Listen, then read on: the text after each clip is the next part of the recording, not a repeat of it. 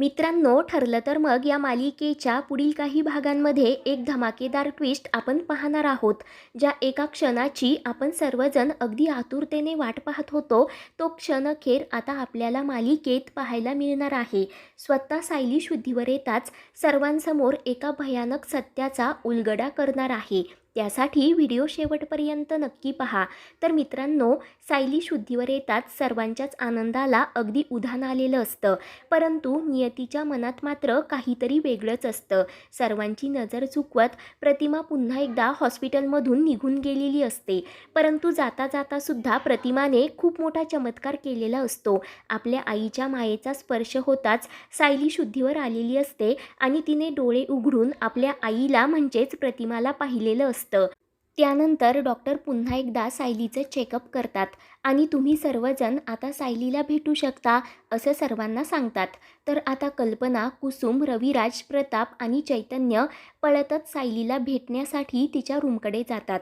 तेव्हा प्रियासुद्धा नाईलाजाने त्यांच्या पाठोपाठ जाते. तर सायलीला पाहून सर्वजण खूपच खुश होतात. कल्पना म्हणते, सायली बाळा, अगं कशी आहेस तू?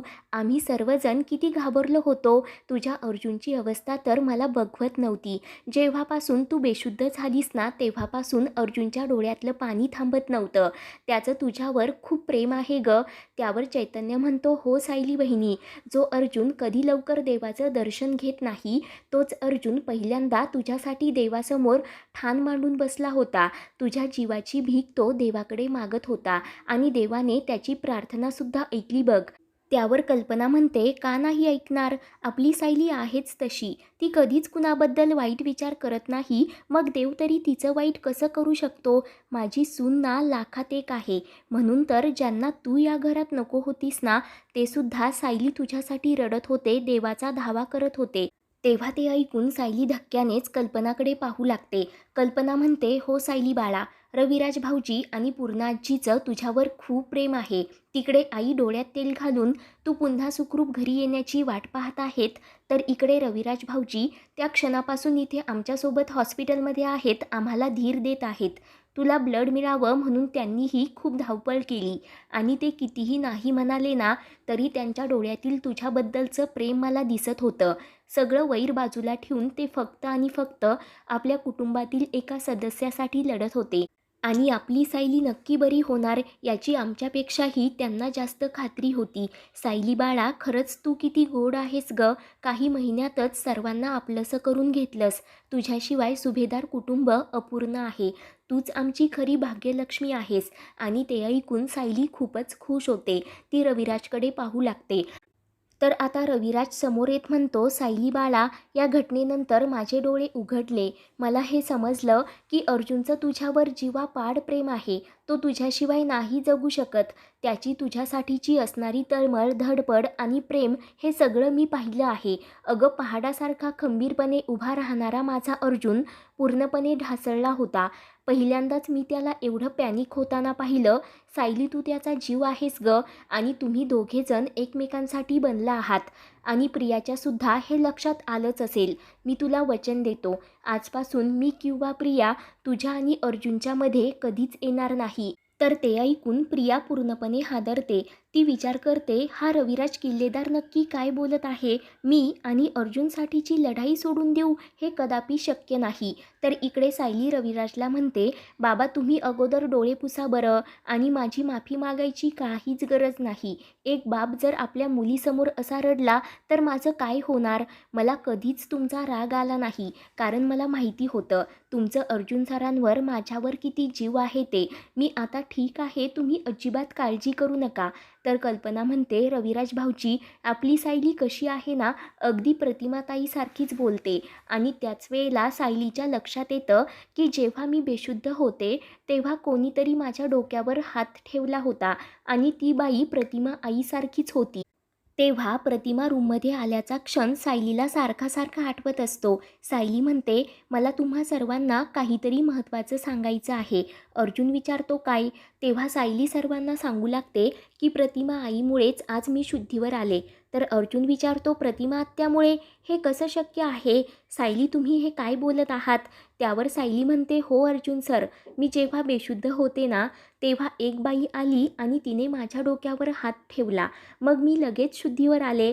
डोळे उघडून पाहिलं तर त्या बाई म्हणजे प्रतिमा आईच होत्या. सेम टू सेम त्यांच्यासारख्याच दिसत होत्या. त्यावर कल्पना म्हणते, म्हणजे सायली बाळा, तुझा काहीतरी भास झाला असेल. प्रतिमा वंश इथे कशा येतील? तर रविराज कान टवकारून सर्व काही ऐकत असतो. सायली म्हणते, नाही आई, मला चांगलं आठवतंय, त्या प्रतिमा आईच होत्या. मी पूर्णपणे डोळे नाही उघडू शकले, पण मी खरंच त्यांना पाहिलं. त्यांनी माझ्या डोक्यावरून हातसुद्धा फिरवला.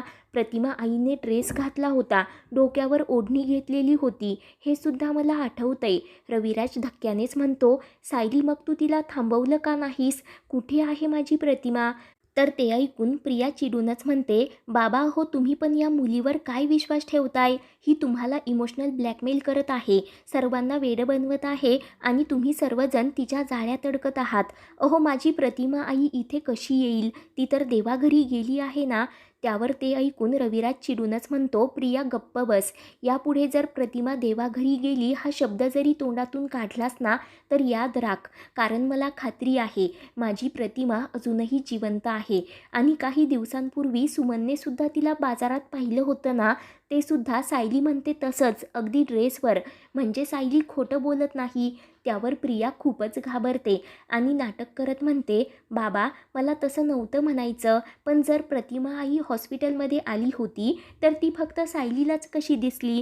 आपल्या सर्वांना का नाही दिसली? आपण तर तिथे बाहेरच उभे होतो ना. मग याचा अर्थ आपण काय समजायचा? त्यावर अर्जुन चिडूनच म्हणतो, प्रिया, तुला जे काही समजायचं ते समज, पण आमचा सायलीवर पूर्णपणे विश्वास आहे. सायली खोटं का बोलेल की प्रतिमा आत्या आली होती म्हणून? तिचा यामध्ये काय फायदा आहे?